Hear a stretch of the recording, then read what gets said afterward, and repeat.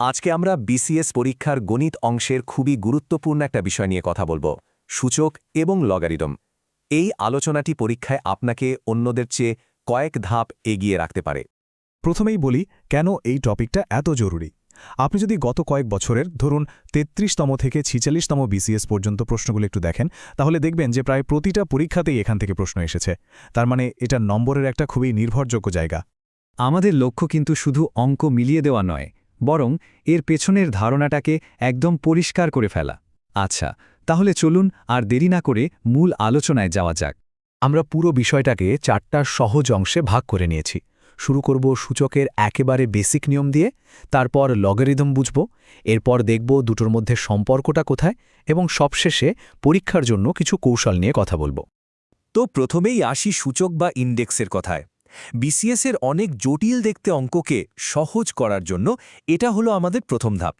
খুব সহজ করে বললে সূচক হলো একই সংখ্যাকে বারবার গুণ করার একটা শর্টকাট পদ্ধতি। যেমন ধরুন, আমরা যদি 2কে 3 বার গুণ করি, সেটাকে আমরা লিখি 2 টু দি পাওয়ার 3 বা 2 টু দি পাওয়ার 3। এখন দেখুন, এই স্লাইডের সবচেয়ে ইন্টারেস্টিং পার্ট হলো এই 4টার সহজ নিয়ম। বিশ্বাস করুন, বিগত বছরের প্রশ্নপত্রে যত কঠিন রাশি আসুক না কেন, তার সমাধান কিন্তু এই 4টা নিয়মের মধ্যেই লুকিয়ে আছে। গুণের সময় পাওয়ার যোগ হয়, ভাগের সময় বিয়োগ। আর পাওয়ার যদি মাইনাস হয়, তাহলে সংখ্যাটা জাস্ট উল্টে যায়, আর যে কোনো কিছুর পাওয়ার শূন্য মানেই তার মান হলো 1। সুতরাং আসল ব্যাপারটা হলো এই প্যাটার্নগুলো চিনে ফেলা। প্রথম দেখায় যে সমস্যাগুলোকে অনেক কঠিন মনে হয়, এই নিয়মগুলো জানা থাকলে সেগুলোকে খুব সহজেই ছোট ছোট অংশে ভেঙে সমাধান করা যায়। চলুন পরের অংশে গিয়ে দেখি এটা কিভাবে কাজ করে। এখন আসি লগারিদমে। এই নামটা শুনলেই অনেকে একটু ভয় পেয়ে যান, তাই না? কিন্তু ব্যাপারটা দেখতে যতটা কঠিন মনে হয়, আসলে ততটা নয়। সত্যি বলতে এটা সূচকেরই একটা ভিন্ন রূপ। চলুন একটা খুব সাধারণ প্রশ্ন দিয়ে শুরু করা যাক। 2-এর উপর পাওয়ার কত হলে সেটার মান 8 হবে? আমরা সবাই জানি 2কে যদি নিজের সাথে 3 বার গুণ করা হয়, তাহলেই 8 পাওয়া যায়। উত্তরটা অবশ্যই 3, আর এটাই হলো লগারিদমের একেবারে মূল ধারণা।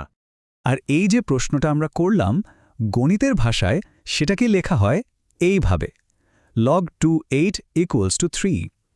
তার মানে লগারিদম আর কিছুই না, এটা হলো পাওয়ারটা আসলে কত, এই প্রশ্নটা করার একটা ফর্মাল উপায়। সূচকের মতোই লগারিদমেরও কয়েকটা মূল নিয়ম আছে, যেগুলো জানলে অনেক সমস্যার সমাধান সহজ হয়ে যায়। যেমন দুটো সংখ্যা গুণ আকারে থাকলে তাদের লগগুলো যোগ হয়ে যায়, ভাগ থাকলে বিয়োগ হয়, আর কোনো পাওয়ার থাকলে সেটা লগের সামনে চলে আসে।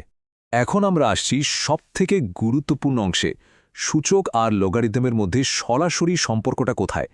এই সম্পর্কটা ধরতে পারলে কিন্তু আপনার অর্ধেক কাজ শেষ। দেখুন, সূচকের ভাষায় আমরা বলি যে ভিত্তি b এর ওপর পাওয়ার x দিলে তার মান হয় a। আর লগারিদমের ভাষায় আমরা ঠিক এই একই কথাটাকে একটা প্রশ্ন আকারে বলি।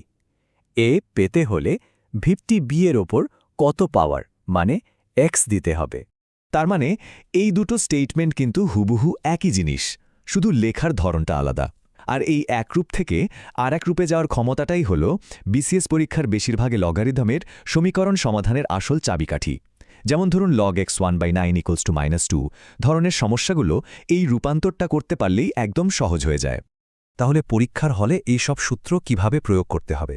আসল ব্যাপারটা হলো প্রশ্নের প্যাটার্নটা চেনা এবং সেই অনুযায়ী সঠিক টুল মানে সঠিক সূত্রটা বেছে নেওয়া। এই টেবিলটা একটু খেয়াল করুন। এখানে বিগত পরীক্ষার কিছু কমন প্রশ্নের ধরনের সাথে সেগুলোর সমাধানের জন্য কোন ধারণাটা দরকার তা ম্যাপ করে দেওয়া আছে। কৌশলটা হলো প্রথমেই সমস্যাটা কোন ধরনের তা নির্ণয় করা এবং তারপর সেই অনুযায়ী সূত্র প্রয়োগ করা। চলুন তাহলে এই পুরো আলোচনা থেকে আমরা যে গুরুত্বপূর্ণ বিষয়গুলো শিখলাম, সেগুলো এক নজরে আরেকবার দেখে নিই।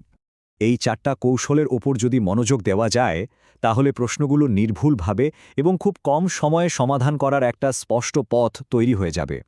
ব্যাপারটা কিন্তু শুধু শেখার নয়, আসল কাজটা হলো অনুশীলন। এই ধারণাগুলো মাথায় রেখে আপনি যখন বিগত বছরের প্রশ্নগুলো সমাধান করতে বসবেন, দেখবেন আপনার আত্মবিশ্বাস এবং গতি দুটোই অনেক বেড়ে গেছে। শুভকামনা।